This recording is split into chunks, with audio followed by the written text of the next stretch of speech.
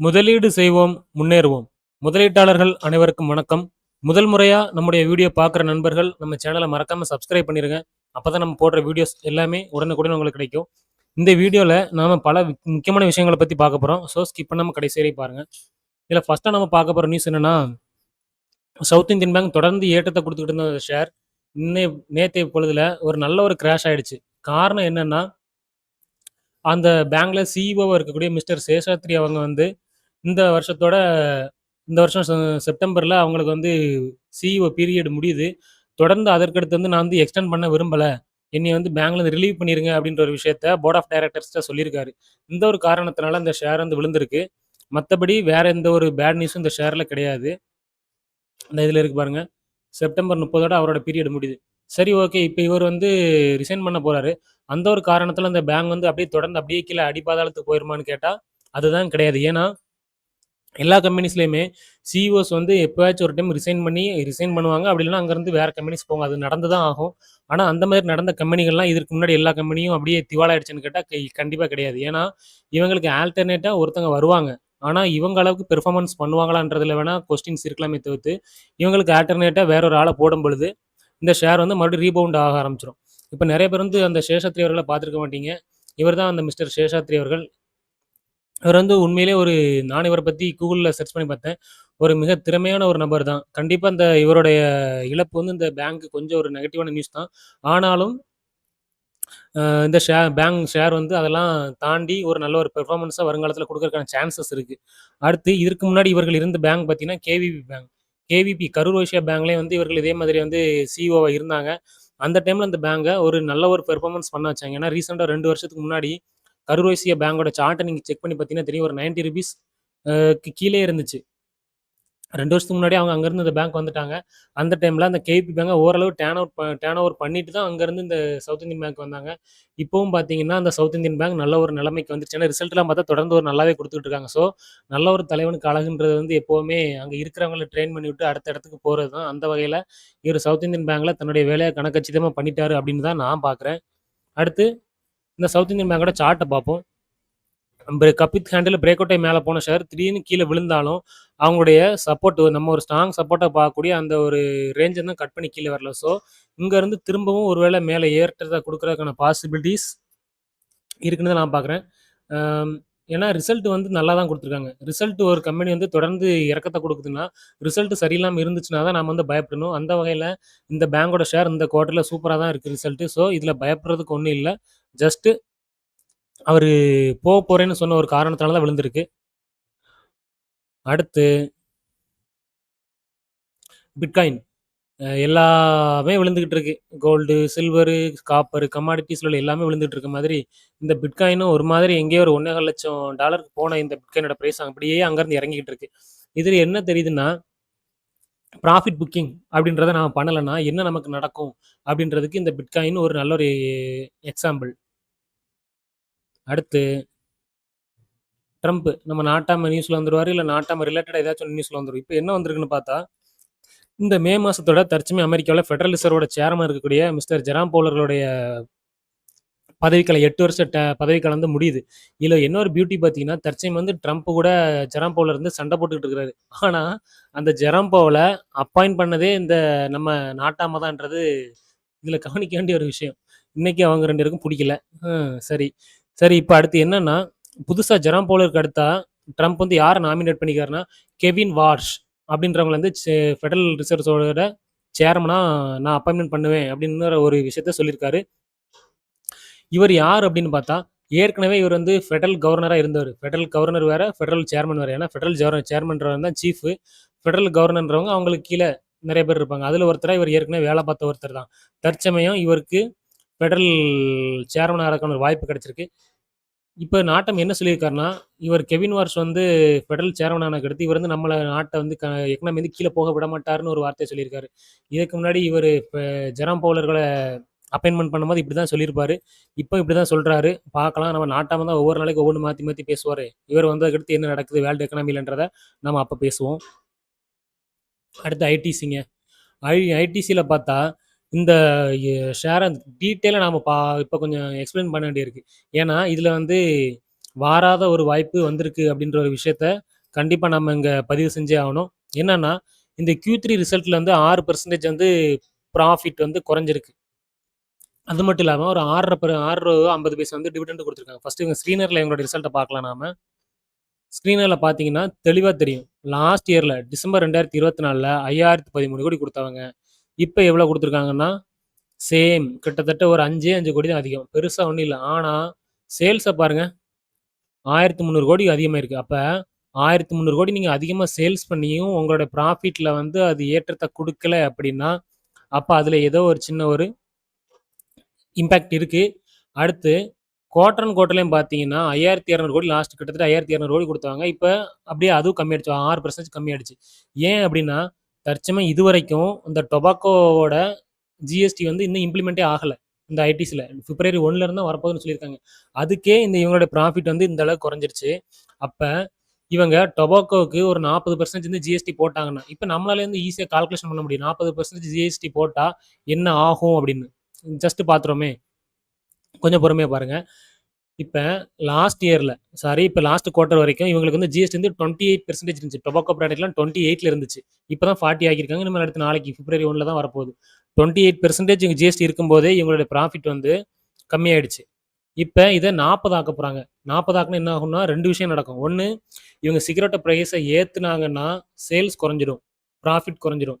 ஒருவேள சிகரெட்டோட பிரைஸ் இந்த டொபாக்கோவுக்கு வந்து டாக்ஸ் ஏறுறதுனால, சிகரெட்டோட பிரைஸ் இவங்க ஏத்தல அப்படின்னு சொன்னா, அப்பவும் ப்ராஃபிட் குறைஞ்சிரும். மார்ஜின்ல அடி விழுந்துரும். மார்ஜின்ல அடி விழுந்துச்சுன்னா, ஷேர் நல்லாவே ஒரு இறக்கத்த குடுக்கும். எப்படினாலும் அடுத்த குவார்ட்டர்லி ரிசல்ட் வந்து இந்த ஐடிசிக்கு சுமாரா இருக்கிறதுக்கான வாய்ப்புகள் அதிகம் இருக்குது.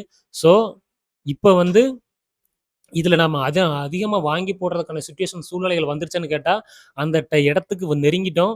கூடிய சீக்கிரத்திலே இதுல இப்ப அடுத்து இன்னொன்னு காட்டுறேன் பாருங்க. இந்த சிகரெட் பிசினஸ். நான் அப்ப நாளைக்கு பிப்ரவரி 1ல நம்முடைய ஃபினான்ஸ் மினிஸ்டர் வந்து பட்ஜெட் தாக்கல் பண்ண போறாங்க. அதிலே கண்டிப்பா இந்த ஒரு வார்த்தைய கண்டிப்பா சொல்லாம இருக்க மாட்டாங்க.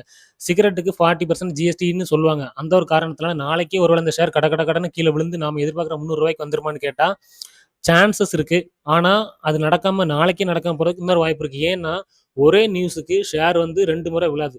ஏற்கனவே இது வந்து 40% ஜிஎஸ்டின்னு சொன்ன ஒரு காரணத்தினால தான் மேல இருந்து ஒரு ₹370 கிட்ட இருந்துச்சு. அங்க இருந்து நல்லா டவுன் ட்ரெண்ட நோக்கி கீழ வந்துருச்சு. திரும்பவும் அவங்க அந்த நியூஸ சொன்னாலும், அ அதாவது எது வேணாலும் நடக்கலாம். சப்போஸ் நாளைக்கு திரும்ப ஒரு அடி விழுந்துச்சுனாலும் நமக்கு சந்தோஷம் தானே! அடுத்து ஐடிசில பாருங்க. இந்த குவார்ட்டர்ல பார்த்தா தெளிவா உங்களுக்கு காட்டிருவோம். இந்த குவார்ட்டர்ல 20,000 கோடி பிசினஸ் பண்ணியிருக்காங்களா? சேல்ஸ் பண்ணியிருக்காங்களா? அந்த 20,000 கோடி எங்க இருந்து வந்திருக்கு பாருங்க. கிட்டத்தட்ட சிகரெட் பிசினஸ்லேருந்து 8,700 கோடி. அது மட்டும் இல்லாம சிகரெட் பிசினஸ் வந்து ஒரு இயர் ஆன் இயர்ல ஒரு 8% வளர்ச்சிய குடுத்துருக்குண்ணா. இந்த வாட்டி 8% வளர்ச்சிய குடுத்துருக்கு. அடுத்த குவார்ட்டர்ல தெரியும் இதுக்கு எப்படி இருக்குதுன்னு. அது மட்டும் இல்லாம, நம்ம மக்கள் வந்து புதுசா பாருங்க, நம்ம மக்கள நம்பி எப்படியும் சிகரெட் இழுத்து தள்ளுவாங்க அப்படின்னு சொல்லிட்டு, ரீசென்ட்டா சிகரெட்ல எத்தன பிராண்ட வந்து இன்ட்ரோடக்ஷன் பண்ணியிருக்காங்க பாருங்க. கிட்டத்தட்ட 20 பிராண்ட். புதுசு புதுசா பேர் மட்டும் வித்தியாசமா ஒரு 20 சிகரெட் வந்து புதுசா இன்ட்ரோடியூஸ் பண்ணியிருக்காங்க அந்த ஐடிசிக்காரங்க. எப்படி நம்ம ஆளுங்க சிகரெட் பிடிக்கிறத நிறுத்த மாட்டாங்கன்றது அவங்களுக்கு தெரிஞ்சிருக்கு. அ நமக்கும் அப்படித்தான் தோணுது. நிறுத்துறது சந்தேகம் தான். அடுத்து அக்ரி பிசினஸ். அக்ரி பிசினஸ்லேருந்து ஒரு 3,600 கோடி அளவுக்கான பிசினஸ் பண்ணியிருக்காங்க இந்த குவார்ட்டர்ல. அடுத்து பேப்பர். பேப்பர் பிசினஸ்ல ஒரு 2,200 கோடி. கிட்டத்தட்ட இந்த சிகரெட் பிசினஸ், அப்புறம் இந்த அக்ரி பிசினஸ், அடுத்து இந்த பேப்பர் பிசினஸ். இந்த 3யும் சேர்த்தாலே 14,700 கோடி. கிட்டத்தட்ட இவங்க சேல்ஸ் பண்ணியிருக்கிறது எவ்வளோ பாருங்க. 20,000 குரோர்ஸ்ல 14,500 கோடி அளவுக்கான 75% அளவுக்கான சேல்ஸ் வந்து இந்த 3 தான் இருக்குது. மெயினா மெஜாரிட்டியா. அதுலயும் சிகரெட் தான்.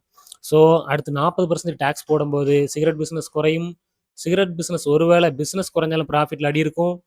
ஒருவேளை அவங்க விலை ஏத்துனாலும் மார்ஜின்ல அடி இருக்கும். ஸோ நமக்கு ஐடிசி அள்ளி உள்ள போடுறதுக்கான சூழ்நிலைகள் நெருங்கி வந்துடுத்து அப்படின்றது தான் நான் பார்க்குறேன். அடுத்து இவங்களோட சார்ட்டையும் பார்த்துருவோம்.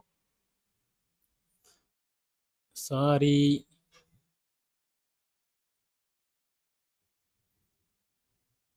நம்ம எதிர்பார்த்து காத்துக்கிட்டு இருக்கிற அந்த பிரைஸ் பார்த்தா, அதாவது நானு ஒரு 300 அப்படின்றது என்னுடைய ரொம்ப நாளா எதிர்பார்ப்பு. ரொம்ப நாள்னா ஒரு 10 டேஸ்க்கு மேல அது என்னுடைய எதிர்பார்ப்பு. இது ஒரு 310 தொட்டுடுச்சுனாலே, நம்மளோட பார்டருக்கு வந்துருச்சுன்னு தான் அர்த்தம். அப்படியே ஐடிசி அடிச்சு துவச்சு உள்ள வாங்கி போட்டுற வேண்டியதுதான். ஆனா, அளவுக்கு அதிகமா ரொம்ப வந்து குவான்டிட்டிஸ பை பண்ண வேண்டாம். இப்ப ஏற்கனவே வந்து நான் பை பண்ண குவான்டிட்டிஸ்ல இருந்து கொஞ்சம் அதிகமா. இதுக்கு முன்னாடி நான் ஒரு 2, 3 குவான்டிட்டி வாங்கிக்கிட்டு இருந்திருந்தேன்னா, இப்ப எக்ஸ்ட்ரா அத வந்து டபுள் ஆக்கி ஒரு 4, 5 குவான்டிட்டி இதுல வாங்கலாம் அப்படின்றத நான் பார்ப்பேன். 300க்கும் கீழ போச்சுன்னா உண்மையிலேயே ரொம்ப ஒரு நல்ல விஷயம் தான். ஆனா இந்த ஐடிசில இன்னொரு விஷயம் பார்க்க வேண்டிய விஷயம் என்ன ஒண்ணுன்னா, அது நம்ம சொல்லாம இருக்கக்கூடாது நம்ம நண்பர்களுக்கு. இந்த ஸ்டாக்கோட பிரைஸ பார்த்தீங்கன்னா, லாஸ்ட்டா 5 வருஷத்துக்கு ஆவரேஜா வருஷத்துக்கு 10% குடுத்துருக்கு. லாஸ்ட்டா 10 வருஷத்துக்கு பார்த்தா, வருஷத்துக்கு 5% தான் குடுத்துருக்கு. இது இன்னொரு விதமாவும் நம்ம பார்க்கணும். எப்படி பார்க்கணும்னா, 5% வந்து ஸ்டாக்கோட பிரைஸ் நல்லா பார்க்கணும். ஸ்டாக்கோட பிரைஸ்ல தான் வந்து உங்களுக்கு 5%. அதுக்கடுத்து இப்ப இவங்க டிவிடெண்ட் பார்த்தா, லாஸ்ட் இயர்ல பிப்ரவரி மாசம் ஒரு ரூ. 6.50 குடுத்தாங்க. அதே மாரி இப்போ ஒரு ரூ. 6.50 குடுக்க போறாங்க.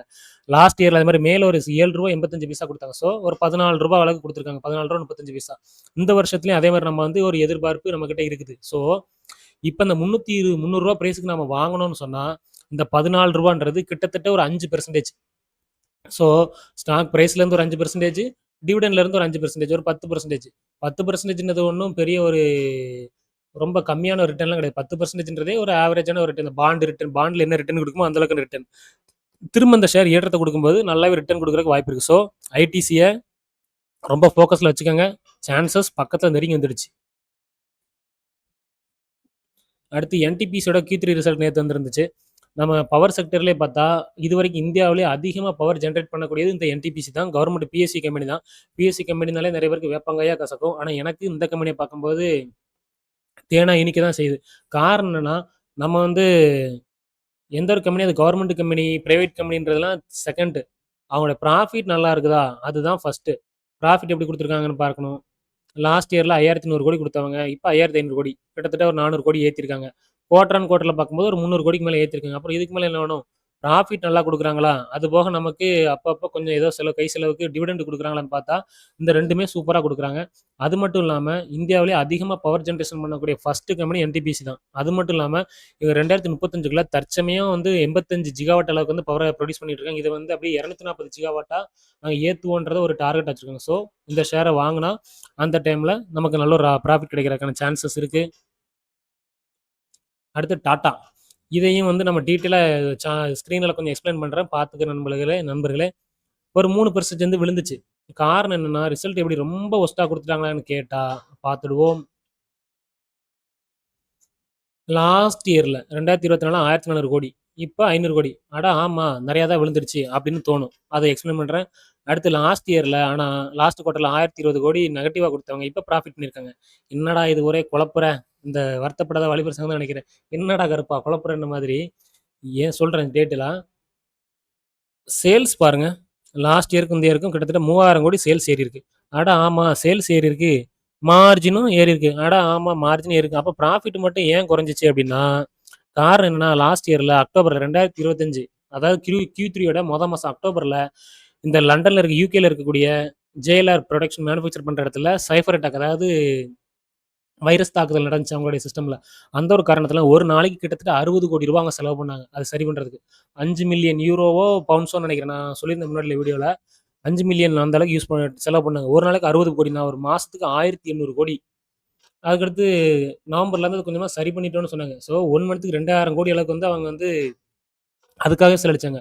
அந்த ஒரு காரணத்தினால தான் சேல்ஸ் வந்து இயர் ஆன் இயர்ல அதிகரிச்சும். பாருங்க, இயர் ஆன் இயர்ல சேல்ஸ் கூடியும், ப்ராஃபிட் வந்து கம்மியானதுக்கு காரணம் என்னன்னா, அந்த ஒண்ணே ஒண்ணு தான். இதெல்லாம் வந்து அடுத்த குவார்ட்டர்ல ஓவர்லாப் பண்ணி, அதாவது இதெல்லாம் தாண்டி அடிச்சு போட்டு நல்ல பாசிட்டிவான ரிசல்ட்டே குடுத்துருவாங்கன்ற ஒரு எதிர்பார்ப்பு என்கிட்ட அதிகமாவே இருக்கு. ஏன்னா, டாடா மேல எனக்கு ரொம்ப நம்பிக்கை இருக்கு. அடுத்து இண்டைசஸ்ங்க. அடிச்சாங்களே அடி நேத்து. எல்லாருக்கும் அடி. பாரபட்சம் பார்க்காம. ஒருத்தர் 2 பேருன்னு இல்ல. இதுல முக்கியமா நான் மெயினா பார்க்க வேண்டியது மெட்டல்ஸ். ஒரே நாள்ல 5.5% அடி. 5.5% மெட்டல் ஸ்டாக்ஸோட இண்டெக்ஸஸ் வந்து அடி விழுந்திருக்கு. யாராச்சும் மெட்டல் இண்டெக்ஸ்லலாம் இன்வெஸ்ட் பண்ணியிருந்தாங்கன்னா 5% ஒரே நாள்ல காலியா இருக்கும். காரணம் என்னன்னா, ஸ்டீல் ஆகட்டும், காப்பர் ஆகட்டும், சில்வர் ஆகட்டும், கோல்ட் ஆகட்டும் எல்லா மெட்டல்ஸுக்கும் நேத்து வந்து ஒரு சின்ன கச்சேரி நடந்துருச்சு. காரணம் என்னன்னா, வேற ஒண்ணும் இல்ல. ஜஸ்ட் ப்ராஃபிட் புக்கிங் தான். அது நடக்க தானே செய்யும். நம்ம அதாவது ரீட்டெயிலர்ஸ் தான் வந்து ப்ராஃபிட் புக் பண்றதுக்கு பயப்படுவாங்க. ஆனா, அந்த இன்வெஸ்டர்ஸ், டொமஸ்டிக் இன்வெஸ்டர்ஸ் ஆகட்டும், அப்புறம் ஃபாரின் இன்வெஸ்டர்ஸ்லாம் ஆகட்டும், அவங்களோட எதிர்பார்ப்பு இருக்கும். ஒரு 25 ஒரு 20% இல்ல 30% அவங்க எய்ம் பண்ணி வச்சிருப்பாங்க. அது ரீச் ஆயிடுச்சுன்னா போதும். அது அதுக்கடுத்து ஏறுற சிச்சுவேஷன்ல இருந்தாலும் வித்துட்டு வெளிய போயிருவாங்க. அந்த ஒரு தப்ப அதாவது அந்த மாரி விக்காம இருக்கிற தப்ப ரீட்டெயிலர்ஸ் பண்ணுவோம். இன்னும் மேல போகும், இன்னும் மேல போகும்ன்னு. அவங்களுக்கு நேத்து ஒரே நாள்ல பாயாசம். அடுத்து ட்ரம்ப் நாட்டாம. நாட்டாம பாதம் பட்டா அப்படின்ன மாதிரி 50% டாரிஃப் யாருக்கு? கனடாக்கு. பக்கத்துல தான் இருக்கிறாங்க. ஒரு பக்கம் கனடாவ எங்க கூட சேர்த்துக்கிறேன்னு ஒரு பக்கம் மிரட்டுறாரு. இன்னொரு பக்கம் மத்த நாடுகளெல்லாம் உருட்டுறாரு. எங்க நாட்டாம என்னதான் செய்ய போறீங்க இந்த 3 வருஷம் உங்ககிட்ட நான் எப்படிதான் வாழ்க்கைய ஓட்டுறதுன்னே தெரியல. சரி அது ஒரு பக்கம் இருக்கட்டும். ஏன் அந்த 50% டாரிஃப் போடுறாருன்னா, கனடா வந்து சைனா கூட ரொம்ப நெருக்கமா போறாங்களாம். அது இவருக்கு சுத்தமா பிடிக்கவில்லை. அந்த ஒரு காரணத்தினால கனடாலருந்து எந்த ஒரு ஃப்ளைட்டும் நீங்க வாங்குனீங்க, அவங்களுக்கெல்லாம் 50% டாரிஃப் அப்படின்ற ஒரு புதுசா ஒரு மிரட்டல, உருட்டல போட்டு விட்டுருக்காரு நம்ம நாட்டாம. அடுத்து வோடஃபோன். வோடஃபோன் ஷேர் வந்து நேத்து ஒரு நல்ல ஒரு ஏற்றத்த குடுத்துச்சு. அப்ப நல்ல ஏற்றத்த குடுச்சுன்னா வாங்க சொல்றீங்களா ப்ரோன்னா, அடுத்த ஸ்லைட்ல உங்களுக்கு சொல்றேன். ஹை ரிஸ்க் பை அப்படின்னு ரிஸ்க்குக்கு தான் ரிவார்டு அப்படின்னா, இந்த இத பாருங்க 10.25% ஏறிடுச்சு. இத பார்க்கும்போது எனக்கு என்ன தோணுதுன்னா, அ எந்த படம்னு எனக்கு சரியா தெரியல. ஒரு படத்துல வந்து ஒரு டீ கடையில வந்து வடிவேலு பக்கத்துல ஒருத்தர் டீ குடிச்சுக்கிட்டு இருப்பாரு. அப்ப ஒரு குட்டி பையன் வந்து "வாடா தடியா, ஒத்தை கொத்த வாடான்னு" சண்டைக்கு கூப்பிடுவான். இவர் வந்து பொறுமையாவே இருப்பாரு. வடிவேலு வந்து பொறுக்க முடியாம அவன் கூப்பிடுறத பார்த்து அந்த கிரீடி ஆயி ரொம்ப வெறுப்பாயி பின்னாடியே விரட்டி போய் ஒரு கிட்னிய பறி குடுத்துட்டு வந்துருவாரு. அதே மாதிரி ஏற்கனவே இந்த வோடாஃபோன் ஷேர வச்சிருக்கவங்கலாம் ஒரு கிட்னி போய் தான் இருப்பாங்க. ஸோ, புதுசா யாரும் வாங்கணும்னு நெனைக்கிறவங்களுக்கையும், உன் கிட்னியையும் கொண்டா, கொண்டா, கொண்டான்னு வாங்குறதுக்கு தான் இந்த வோடாஃபோன் ஷேர் இப்படி ஏத்தி கூப்பிடுதுன்னு நான் பார்க்குறேன். அ கொஞ்சம் சேஃப்டியா இருங்க. கிட்னி வேணுமா, வேண்டாமான்றத நீங்களே முடிவு பண்ணிக்கோங்க. அடுத்து எக்ஸைட், பேட்டரி கம்பெனி. இந்த குவார்ட்டர்லேருந்து நல்ல ஒரு ரிசல்ட் குடுத்துருக்காங்க. மார்ஜினும் வந்து ஓரளவு பரவாயில்லன்னு சொல்லியிருக்காங்க. ஏன்னா, அந்த ஷேர் வந்து பெருசா ஒரு ஏற்றத்த குடுக்கவில்லை. இருந்தாலும் இதே செக்டர்ல இருக்கக்கூடிய, இதே பிசினஸ் பண்ணக்கூடிய அமர் ராஜாவோட ரிசல்ட் எப்படி வருதுன்றத நாம அந்த டைம்ல பார்ப்போம். அடுத்து ஸ்விக்கி. ஸ்விக்கி ஷேர சிஎல்எஸ்ஏ 7% டவுன்கிரேட் பண்ணியிருக்காங்களாம். ஏங்க இதெல்லாம் 7% டவுன்கிரேட் பண்ண வேண்டாங்க. இதெல்லாம் 7000% கூட டவுன்கிரேட் பண்ணலாம். ஏன்யா ஒரு வாட்டி இல்ல, ஒரு வாட்டி ஏதோ குவார்ட்டர்ல நீ நெகட்டிவ் குடுத்தா பரவால்ல. ஒவ்வொரு வாட்டியுமா நெகட்டிவா குடுப்ப, உன்னைய நம்பி எப்படித்தான் இந்த ஷேர நாங்க வாங்குறது? அப்படின்னு தான் நமக்கு இந்த ஷேர பார்த்தா தோணுது. ஒரு வாட்டி ட்ரெயின்ல வித் அவுட்னா பரவால்ல. எப்பவுமே வித் அவுட்டா? அதே கதையா? Quarter negative. ஸோ, இந்த ஸ்விக்கி கிட்ட இருந்து அப்படியே ஒரு தூரமா, அதாவது கண்ணு கெட்டுன தூரமா, கண்ணுக்கு எட்டவே கூடாது. கண்ணு கெட்டாத தூரமா அந்த ஸ்விக்கிலேருந்து தூர போயிருங்க. அதான் உங்களுடைய கேபிட்டலுக்கு நல்லதுன்றது என்னுடைய ஒரு ஒப்பீனியன். அப்புறம் நண்பர்களே, இந்த வீடியோ கண்டிப்பா உங்களுக்கு பயனுள்ளதா இருந்திருக்கும்னு நான் நம்புறேன். வீடியோ உங்களுக்கு புடிச்சிருந்துச்சுன்னா, நம்ம சேனல மறக்காம சப்ஸ்கிரைப் பண்ணிருங்க. அதுதான் நீங்க வந்து எனக்கு குடுக்குற ஒரு அ நல்லதா நான் பார்க்குறேன். அடுத்து இந்த வீடியோவ லைக் பண்ணுங்க, கமெண்ட் பண்ணுங்க, உங்க நண்பர்களுக்கு ஷேர் பண்ணுங்க. மீண்டும் ஒரு வீடியோவில் சந்திப்போம். தொடர்ந்து முதலீடு செய்வோம். நிச்சயமாக நாம் முன்னேறுவோம்.